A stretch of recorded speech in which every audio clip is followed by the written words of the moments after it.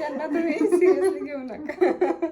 होत गेल्या त्या गोष्टी सगळ्या आणि अजून पण काय तेवढा काही त्रास नाही. सो आता सुद्धा मला जशी कामं होत आहेत 9व्या महिन्यामध्ये तुम्हाला माहिती आहे तशी मी करते. हाय, तुमचं लव्ह मॅरेज आहे का अरेंज मॅरेज ते एखाद्या व्हिडिओमध्ये नक्की सांग. आमचं लव्ह मॅरेज.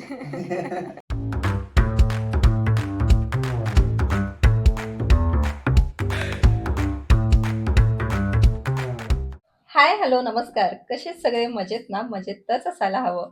मी भक्ती तुमच्या सगळ्यांचं खूप मनापासून स्वागत करते आपल्या चॅनलमध्ये. आणि आजचा व्हिडिओ ना आम्ही दोघं सुद्धा सुरू करणार आहोत खरं तर. आणि आजचा व्हिडिओ मी स्पॉन्सर करतो. बरं. सो तुम्हाला आयडिया आली असेल कदाचित की आजचा व्हिडिओ कशाशी रिलेटेड आहे. तर मागे एक 5-6 दिवसापूर्वी मी एक कम्युनिटी पोस्ट टाकली होती की आपण एक क्वेश्चन आन्सरचा व्लॉग घेऊन येऊयात का? तुम्हाला तो बघायला आवडेल का? तर बऱ्याच जणांनी त्याच्या खाली काही प्रश्न विचारले आणि त्याचबरोबर ना मोस्ट ऑफ द क्वेश्चन जे होते तर ते आपल्या व्हिडिओच्या खाली आहेत. त्याच्यामुळे मग प्रत्येक वेळेला ना आता कमेंट्स पण थोडे जास्त येतात. तर त्याच प्रश्नाची उत्तरं देऊन मला असं वाटलं की नको. त्यामुळे म्हटलं आपण एक असा व्हिडिओ घेऊन येऊयात त्याच्यामध्ये तुमच्या सगळ्या प्रश्नांची उत्तरं देऊ, सविस्तर उत्तरं देता येतील आणि तुम्हाला पण सगळ्यांना ते क्लिअर होईल, है ना? सो जे काही माझ्या रिलेटेड प्रश्न आहेत ते मी आन्सर करेल. जे यांच्या रिलेटेड काय असतील हे करतील किंवा मग दोघांशी रिलेटेड असतील दोघं मिळून आन्सर करूयात. सो ओके, चला तर मग सुरू करूयात. आणि आज ना एकदम पॅम्पर होऊन आले. कालच्या व्हिडिओमध्ये मी नाही का शॉर्टमध्ये पॅम्पर झाली. सो ते म्हटले मी का मागे राहू. सो मी पण मस्त पॅम्पर होतो. हिच्या व्हिडिओला कशा कमेंट्स आल्या, मग माझ्या पण व्हिडिओला पाहिजे कमेंट्स. सो चला त्या पण व्हिडिओला भरपूर सारे कमेंट्स करा आणि दादा कसे दिसत आहेत ते सांगा तुमचे. कुणाचे दादा? त्यांचे. ते बोलतात ना की दादा खूप क्यूट आहेत. क्यूट आहेत ना, हँडसम नाही दादा, क्यूट आहेत. ओके, चला जास्त वेळ न घालवता स्टार्ट करू. तर आता तुमच्या जे काही कॉमेंट्स आल्यात त्या मी इथे रीड करते आणि त्यानंतर मग आपण उत्तरं देऊयात, म्हणजे आम्ही दोघं उत्तरं देऊयात. तर खूप लोकांनी विचारलेला प्रश्न म्हणजे तुम्ही कुठं राहता, आणि खूपदा ह्या प्रश्नाचं उत्तर देऊन झाले खरं तर व्हिडिओच्या खाली. म्हणजे मी बऱ्यापैकी व्हिडिओला इंस्टाग्राम असो किंवा आपले युट्यूबचे व्हिडिओ असो, शॉर्ट्स असो, प्रत्येक व्हिडिओमध्ये म्हणजे प्रत्येक नाही पण ऑलमोस्ट बऱ्यापैकी व्हिडिओमध्ये हा प्रश्न असतोच की कुठे राहता तुम्ही, कुठे राहता. तर आम्ही पुण्यातच राहतो साहजिकच. बरेच व्हिडिओ तुम्ही पुणेरी किंवा अशा त्या संदर्भातले पाहिले असतील, त्याच्यामुळं पुण्यातच राहतो हे कन्फर्म्ड आहे. माझं माहेर कोणतं आहे किंवा सासर कोणतं आहे हे पण खूप जणांनी विचारले. तर आत्ताचा हा प्रश्न आहे ड्रामा क्वीन शिवण्याचा. सो ते विचारते माहेर कुठले आणि तुम्ही कुठून आहे. तर आम्ही आत्ता पुण्यातून आहे, त्यांनी जसं सांगितलं तसं. आणि माझं माहेर जे आहे तर ते जालन्यामध्ये एक छोटंसं गाव आहे आणि सासर धाराशिवकडे, धाराशिवमध्ये एक छोटं गाव आहे. सो असं आहे. सो आम्ही प्रॉपर तिकडचे आहोत आणि आत्ता आम्ही कामानिमित्त काय पुण्यात राहतोय. सो तुम्ही जे व्हिडिओ बघताय, व्लॉग बघताय ते पुण्यातून बघताय. त्या बट्टेच्या व्हिडिओ पासून तर लोकांना असं वाटतं की आपण आम्ही खानदेश मधले असं वाटतंय. तर खानदेश मधले नाही आहेत, पण आमच्याकडे म्हणजे माझ्या माहेरी बट्ट्या हे खूप फेमस प्रकार आहे, त्याच्यामुळे मग ते तिकडे बनवल्या जातात म्हणून मी सुद्धा काही वेळेला. त्यानंतरचा असा प्रश्न आहे श्रद्धा गलवे विचारतायत तुम्ही तुमच्या डॉगला फूड काय देता, त्याची केअर कशी करता, याच्यावरती एक व्हिडिओ बनवा आणि बाकी तुमचे व्लॉग्स आणि शॉर्ट्स खूप छान असतात. तर पहिले तर थँक्यू सो मच. आणि व्हिडिओ बनवायचं म्हटलात तुम्ही, पण व्हिडिओ बनवणं माहीत नाही शक्य होईल का नाही, म्हणून म्हटलं आपण क्वेश्चन आन्सर थ्रू याचा आन्सर करूयात, है ना. कारण सध्याची परिस्थिती तुम्हाला माहिती आहे. सो मी जसं होईल तसं बनवते व्हिडिओ, पण आता हा कधी बनवणं होईल माहीत नाही. सो डॉगला फूड काय देता, काळजी कशी घेता. तर आमचा डॉग ना खूप जास्त नखरेल आहे. म्हणजे किती डॉग असतात नाही का, फूड नाही आवडत त्याला एकसारखं फूड अजिबात नाही आवडत. आणि पेडिग्री वगैरे हे तर तो अजिबातच खात नाही. म्हणजे खूप एक्स्ट्रीम लेवलला त्याला भूक लागली आहे, चला आता हे आपल्याला काही देतच नाही त्याला कळलं ना, तर तो तेव्हा पेडिग्री खातो फक्त. मग आम्ही काय करतो, सकाळी त्याला तो उठला की आम्ही जसं फिरायला गेलो त्याला आमच्यासोबत घेऊन जातो. एक 15-20 मिनटं त्याचा वॉक होतो. त्याच्यानंतर मग आल्यानंतर लगेच त्याला खायला देतो. मग त्याच्यामध्ये दही भात असेल, दूध भात असेल किंवा मग सॅटर्डे किंवा संडे दोन्हीपैकी वीकमधून एकदाच त्याला चिकन वगैरे असतं. कारण मी व्हेजिटेरियन आहे, त्यामुळे आमच्या घरामध्ये जास्त काही नॉनव्हेज बनत नाही. वीकमधून एकदा बनतं मग ह्या दोघांसाठी, त्याच्यामुळे वीकमधून एकदा चिकन वगैरे. त्यानंतर फिश असतात, काय बोलतात त्याला, ड्राय फिश का, ड्राय फिश असे अधूनमधून असतात त्याला. आणि ऑलमोस्ट अंडे आणि भात मिक्स किंवा मग फक्त बॉइल्ड एग्स किंवा हे असं असतं त्याला. आणि मग इव्हिनिंगच्या टायमिंगमध्ये स्नॅक्स म्हणून फक्त पेडिग्री द्यायची थोडीशी. सो ती खातो, ते पण त्याचं मूडवर आहे, खाल्ली तर खाल्ली. पहिले त्याला चपाती हे द्यायचो, पण आता कसं केस खूप गळतात त्याचे, त्यामुळे मग डॉक्टरांनी पण सजेस्ट केलं तुम्ही चपाती त्याला देऊ नका. त्यामुळे तेव्हापासून आम्ही चपाती एकदमच बंद केली. सो फूडमधलं हे आहे. आणि बाकी अंघोळ आम्ही त्याला आठवड्यातून एकदा घालतो. खूप जर खराब झाला, म्हणजे पावसाळ्यात तसं होतं की खूप जास्त खराब होतो, मातीने भरतो वगैरे, तर मग तेव्हा थोडंसं आठवड्यातून 2दा किंवा अशी काही घालावी लागते, पण मोस्टली आठवड्यातून एकदा वगैरे आम्ही त्याला अंघोळ घालतो. सो अशा प्रकारे त्याची आम्ही काळजी घेतो. बाकी झोपायला हे त्याला आमचाच बेड लागतो, सो तो तिथंच असतो. त्याच्या मर्जीनुसार सगळ्या गोष्टी चाललेल्या असतात. त्याला आम्ही कधी बांधून ठेवत नाही, काही नाही. त्यामुळे तो एकदम घरातला जसा फॅमिली मेंबर आहे ना, तशी एकंदरीत आम्ही त्याची काळजी घेतो. त्यानंतर आहे, हाय ताई, तू एवढे 9 मंथ्स एकटीने कसं मॅनेज केलं घरची कामं अँड ऑल, आणि आता 9 मंथ आहे आफ्टर डिलेवरी, तू पुण्यातच राहणार आहेस का? चैत्राली घालसासी विचारतायत. तर 9 महिने कसं मॅनेज केलं म्हणजे खरं सांगू का, जेव्हा तुमच्यावर जबाबदारी पडते ना, तेव्हा तुम्ही सगळ्या गोष्टी करता. मग तुम्हाला भले म्हणजे पहिले असं वाटत असो की तुमच्याच्यानं ते कसं होईल, काय होईल असं, पण जेव्हा जबाबदारी पडते तेव्हा तुमच्या म्हणजे बरोबर त्या गोष्टी होऊन जातात. आणि मला प्रेग्नेन्सीमध्ये ना सुरुवातीचे 3 महिनेच खूप जास्त त्रास झाला, म्हणजे 3-3.5 महिने ना. हां. आणि त्यात पण तुमची घरची माणसं जर ॲडजस्ट करणारी असतील किंवा तुमच्यासोबत म्हणजे सांभाळून घेणारी असतील ना, तर मग तो पण काही म्हणजे लोड असं काही वाटत नाही. सो आम्ही दोघंच होतो, त्यामुळं खूपदा असं व्हायचं की म्हणजे आपले हॉर्मोनल चेंजेस होतात, त्यामुळे मग चिडचिड होणं किंवा मग काही काम न होणं, विकनेस येणं, वॉमिटिंग वगैरे होणं, हा त्रास मला खूप झाला होता. तर तेव्हा मग काय व्हायचं, मी काही स्वयंपाक बनवायचे, एखाद्या वेळेस भाजीला फोडणी हेच द्यायचे, किंवा कधीतरी दिवस आम्ही बाहेरूनच फूड आणले. सो असं झालं. त्यानंतर मग 15 दिवस गावी गेले होते, सो तिकडे रेस्ट केली, तसे 15 दिवस गेले. आणि 3-3.5 महिन्यानंतर एकदम नॉर्मल सगळं चालू झालं. त्याच्यानंतर सगळंच आतापर्यंत म्हणजे तसं डॉक्टरने सांगितलं होतं शेवटच्या दिवसापर्यंत डिलिव्हरीच्या ऍक्टिव्ह राहायचं, असं झोपून किंवा झोपायचंच नाही असं नाही, पण ऍक्टिव्ह राहायचं, असं नाही की दिवस झोपूनच राहिली किंवा काय असं. तर त्याच्यामुळं काम करणं, एकंदरीत काम करायची गरज नाही, पण मग केलं तर चांगलीच गोष्ट आहे, म्हणून ती काम करत आली आहे ऍक्टिव्ह राहण्यासाठी मुळात. स्वतः होत गेल्या त्या गोष्टी सगळ्या, आणि अजून पण तेवढा काही त्रास नाही. सो आता सुद्धा मला जशी कामं होत आहेत 9व्या महिन्यामध्ये, तुम्हाला माहिती आहे, तशी मी करते. तुम्ही ते व्लॉगमध्ये बघताच. आणि आत्ता सुद्धा खूप असं डॉक्टरांनी सांगितलं होतं की तुम्ही घरच्यांना बोलून घ्या, कारण आता 9वा महिना स्टार्ट झाला, त्यामुळे मग आईला बोलून घेतलं. सो आता ती काही कामं, मी काही कामं अशी होतात. हाय, तुमचं लव्ह मॅरेज आहे का अरेंज मॅरेज, ते एखाद्या व्हिडिओमध्ये नक्की सांग. आमचं लव्ह मॅरेज आमचं अरेंज मॅरेज आहे. तुझे मिस्टर काय काम करतात, तुमच्यासाठी प्रश्न आहे. माझे मिस्टर काय काम करतात? एक आणखीन एक प्रश्न आहे की तुम्ही कोणत्या तरी कंपनीमध्ये आहेत का, असा प्रश्न आहे. तर मी त्याच कंपनीमध्ये काम करतोय मुळात. तर दोन्ही प्रश्नाची उत्तर अशी दिली जातात. ती कंपनी सॉफ्टवेअर कंपनी आहे, तर साहजिकच काय करत असेल तुम्हाला कळलंच असेल. इंजिनियर आहेत, सॉफ्टवेअर कंपनीमध्ये जॉब करतात. बेबीला यायला अजून किती दिवस आहेत? अजून आलं नाही, आलंय का बेबी किंवा नाही आलंय, असं काय होतं, खूपदा ब्लॉग नाही ना आले, लोकांना लगेच वाटतं की माझी डिलिव्हरी झाली की काय. एवढे हसत असतात, तुम्हाला थोडी बोलणार आहे डिलिव्हरी झाल्यानंतर. नाही, बोलू शकेल. सो बेबीला येण्याची डेट, ड्यू डेट किती दिली हे सुद्धा बरेच जणांनी विचारले, तर मी दोन्हीचं पण उत्तर एकत्रच देऊन टाकते. मला जानेवारीची 11 तारीख दिलेली आहे.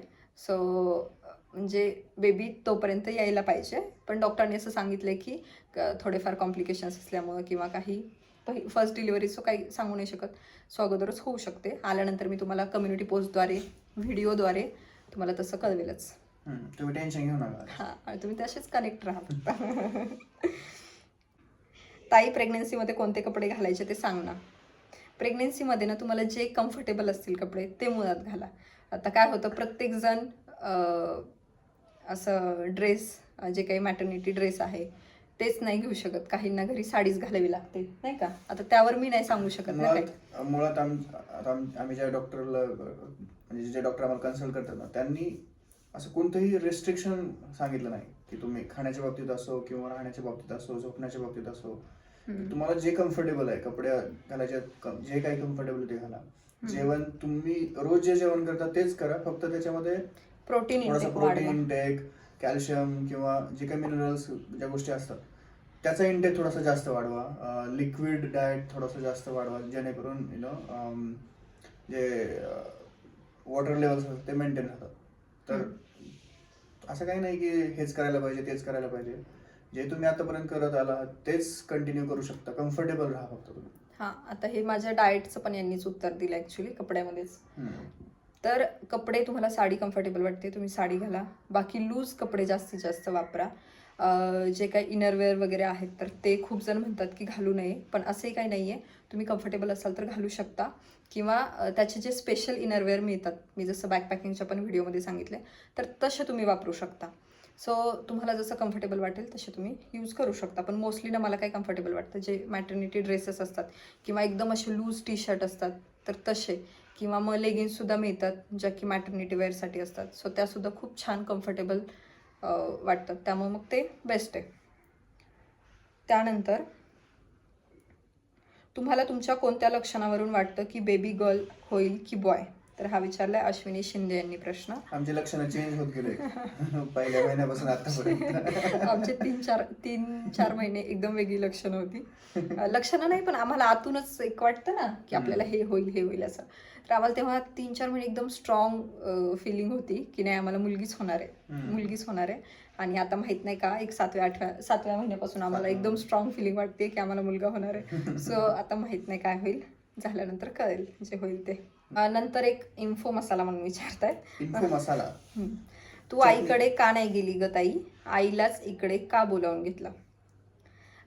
कसं आहे, ते आम्हाला खूप आग्रह करत होते की तिकडे या म्हणून, कारण सगळ्या गोष्टी त्यांना तिकडे सोयीस्कर वाटत होत्या, पण तेवढ्याच आम्हाला इकडे जास्त सोयीस्कर वाटत होत्या. कारण आता कसं झालंय, एकतर 9 महिने मी इथे राहिली आहे आणि डॉक्टर्स असतील किंवा येण्या जाण्याच्या दृष्टिकोनातून असेल, म्हणजे ट्रॅव्हलिंगच्या याने, कारण तिकडे कसं होतं, गाव छोटं असल्यामुळं हॉस्पिटल थोडंसं लांब पडतं, म्हणजे बऱ्यापैकी जवळपास 50-60 किलोमीटर आम्हाला पडतं चांगलं हॉस्पिटल म्हटलं तर. सो आम्हाला तेवढं कम्फर्टेबल नाही वाटलं. आणि कसं 9 महिने आपण ह्या डॉक्टरांकडे ट्रीटमेंट घेतली आणि त्याच्यानंतर एकदम डॉक्टर चेंज करायचे, म्हणजे हे पण थोडंसं हे होतं. आणि या डॉक्टरवर म्हणजे एवढा विश्वास बसला की असं वाटतच नाही की दुसरे डॉक्टर म्हणजे व्यवस्थित सल्ला देतील. असं म्हणत नाही की दुसरे डॉक्टर चांगले नाहीयेत, पण आम्हाला तसं कम्फर्टेबल नाही वाटणार एवढं अचानक चेंज होणं. हां, एकदमच चेंज होणं. आणि शिवाय इथून गावी जाणं 400-450 किलोमीटरचा, 400 ना तेवढा प्रवास, म्हणजे तो पण खूप जास्त आहे. मग त्याच्यामध्ये परत काही होऊ शकतं. सो आम्हाला कुठलीच रिस्क नाही घ्यायची, कारण आत्तापर्यंत सगळ्या गोष्टी छान झाल्यात, तर आम्हाला असं वाटतं की आता थोड्यासाठी आपण कशाला रिस्क घ्यायची. सो आम्हाला हे कम्फर्टेबल वाटलं, त्याच्यामुळे मग आम्ही आईला म्हटलं की तूच ये. सो ती आली. नंतरचा प्रश्न आहे ऐश्वर्या मांडके म्हणून. तुझे व्हिडिओ करते ते सुपर आहेत. स्किन केअरवर व्हिडिओ प्रिपेअर केलेस तर अजून आवडेल, कारण तुला सगळं परफेक्ट जमतंच, पण तुझी स्किन जर्नी ऐकायला आवडेल. खूप सारं प्रेम. Okay, thank you so much. Skin journey असं काही नाही. काही दिसलं मार्केटमध्ये नवीन दिसलं की तोंडाला लावणे. हो, असं काही नाही. असं काही नाही. यांना काय वाटतं माहिती का, पहिली गोष्ट म्हणजे मॉइश्चरायझर लावणे म्हणजे हे सुद्धा एकदम मेकअपमध्ये येतं, असं हे यांचा गैरसमज आहे. सो मी सांगते. बरं, काही गैरसमज वगैरे नाही. सो मी तुम्हाला सांगते, मी तुम्हाला मागे पण सांगितले का व्हिडिओमध्ये की मी सेटाफिलचं मॉइश्चरायझर वापरते. सो तेच आत्ता मी कंटिन्यू केले. प्रेग्नेन्सीमध्ये सुद्धा सेटाफिलचं मॉइश्चरायझर वापरते. बाकी तसं काही वापरत नाही. न्यूट्रोजेनाचं मी सनस्क्रीन लावायचे, ते पण संपूर्ण आता 2-3 महिने झालेत. आणि असं काय नाही की ते काय मॉइश्चरायझर लावते किंवा काय याच्यामुळे तिची स्किन म्हणजे प्रेग्नन्सीमुळे तसा ग्लो आहे तिचा. हा, माझी स्किन जशी आहे ना तशीच आहे नॉर्मली. कारण पहिले मला काय व्हायचं, रेडनेस खूप व्हायचा इथे गालावरती वगैरे, काही वापरलं तरी मग ते नाही जायचं. आता प्रेग्नेन्सीमध्ये ते ऑटोमॅटिकली गेलं, त्यामुळे स्किन ग्लो करायला लागली, असं झालं. त्यामुळे असं स्पेशली मी काय वापरते असं नाही, फक्त मॉइश्चरायझर लावते. पावडर वगैरे हे मी अजिबात वापरत नाही. मला जेव्हा बाहेर जायचं तेव्हा डायरेक्टली मी कॉम्पॅक्ट पावडर यूज करते, एवढं आहे. नाहीतर आपल्या घरात असं पॉन्ड्स अँड बिंड्स असं काही दिसलं नाही, ते टॅल्कम पावडर आम्ही आणतच नाही. एक आहे ते पण कधी आम्हाला आयब्रो वगैरे मला करायला लागतं, सो त्याच्यासाठी तो ठेवलाय म्हणून ठेवलाय, किंवा कोणी जर पाहुणे आले ना तर त्यांच्यासाठी, बस तेवढंच. त्यानंतरचा प्रश्न आहे, तू जॉब करतेस का? सांगा. मी करतो ना तू सांग तू करतेस. तुम्ही आता बोलत होता ना. नाही, मी जॉब नाही करत आहे. लग्नाच्या अगोदर मी करायची, पण आत्ता नाही करत. त्यानंतर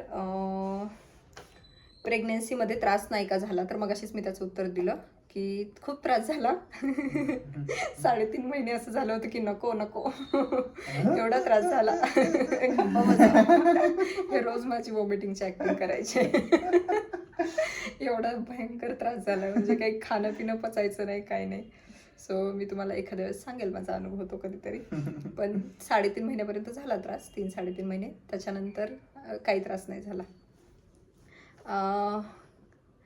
तुमची ट्रीटमेंट कुठे चालू आहे हा पण खूप लोकांनी विचारलं आहे. मी मागे एका ब्लॉगमध्ये पण सांगितलं होतं की बाणेरमध्येच डॉक्टर स्मिता देव म्हणून यांच्याकडे आमची ट्रीटमेंट चालू आहे. आणि आता त्यांचं क्लिनिक आहे, त्यामुळे मग आता हॉस्पिटलला आम्ही अंकुरामध्ये जातोय. अंकुरा. सो तिथे त्या येणार डिलिव्हरीसाठी. सो डिलिव्हरी तिथे होणार आणि ट्रीटमेंट डॉक्टर स्मिता देव यांच्याकडे चालू आहे. सो छान आहे डॉक्टर. तुम्हाला सुद्धा कन्सल्ट करायचं असेल तर करू शकता. कितवा मंथ चालू आहे? आता मला 9 मंथ चालू आहे. 38 वीक. आत्ता जो व्हिडिओ बनवते तेव्हा मला 38 वीक चालू आहे. डेट किती दिली हे झालं. तुम्हाला डॉक्टर चहा प्यायला कसं काय हो बोलले? आम्हाला डॉक्टर काय बोलले मी अगोदर सांगितलं, तुमच्या कम्फर्ट झोननुसार, पण कुठलीच गोष्ट अति प्रमाणात सेवन नाही करायची. ते कुठलेही फ्रुट्स असतील. बऱ्याच जणांचं असतं ना, तुला पपई खायला सांगितली का? मला पपई खायला नाही सांगितली, मला चहा पी म्हणून नाही सांगितलं. पण तुम्ही सगळे फ्रुट्स खाऊ शकता असं मला सांगितलं डॉक्टरांनी. आणि चहा पण प्यायचा आहे तर थोडासा पिऊ शकता, म्हणजे अर्धा कप, त्यापेक्षा थोडासा कमी. इव्हिनिंगला थोडासा घेतला असा. तुम्ही चहा पिताय म्हणजे एखादे एकदमच चहाच्या आहारी गेलेले असतात, सो तसा चहा नाही प्यायचा आहे. आणि डॉक्टर पण तुम्हाला सजेस्ट नाही करणार आणि तुम्ही पण नाही प्यायचं आहे असं. सो मी थोडासा चहा मग सकाळी आणि अर्धा कप संध्याकाळी असं चहा घेते. त्यानंतरचा प्रश्न आहे, तुझं शिक्षण किती झालं? कुठे राहता? गप्पा बसा. सांगितलं यांना तुम्ही सिरियसली घेऊ नका. कुठे राहता? लग्नाला किती इयर झाली? शिक्षण माझं झालंय BSc PG DMLT. सो मी त्याच रिलेटेड अगोदर जॉब करायचे लग्नाच्या पहिले. आणि लग्नाला आमच्या किती वर्ष झाली? आता 3 वर्ष होतील मार्चमध्ये. कॉंग्रॅच्युलेशन्स. सो आता 3 वर्षानंतर बेबी येईल आमचं, है ना? 2चे 3 हो. 3 वर्ष झाली आमच्या लग्नात. तर चला, हे असे सगळे काही प्रश्न होते. मला असं वाटतं मी सगळ्या प्रश्नांची उत्तर देण्याचा प्रयत्न केला आहे. कारण कम्युनिटी पोस्टच्या खाली ना खूप कमी प्रश्न होते आणि बाकी व्हिडिओच्या खालीच खूप जास्त प्रश्न होते. सो मला ते शोधून काढणं थोडंसं अवघड गेलं, पण शक्य होईल तेवढ्या प्रश्नांची उत्तरं मी दिली आहेत. ओके. सो काही राहिलं असेल तर तुम्ही खाली प्रश्न विचारू शकता. ओके. आणखीन तर वेळ आहे भरपूर. दुसरा एक व्हिडिओ बनवू शकतो आपण तेवढे जर प्रश्न आले तर, नाही का? आणि हा व्हिडिओ असाही खूप लेंदी झाला. सो चला, व्हिडिओ इथे सेंड करते. कसा वाटला, काय वाटला, आणि असाच चॅनलला सपोर्ट करत राहा. लाईक करा व्हिडिओ, आणि अजूनपर्यंत चॅनलला सबस्क्राईब केलं नसेल तर नक्की सबस्क्राईबसुद्धा करा. भेटू पुढच्या एका छानशा व्हिडिओमध्ये. तोपर्यंत खुश राहा, काळजी घ्या. Bye bye.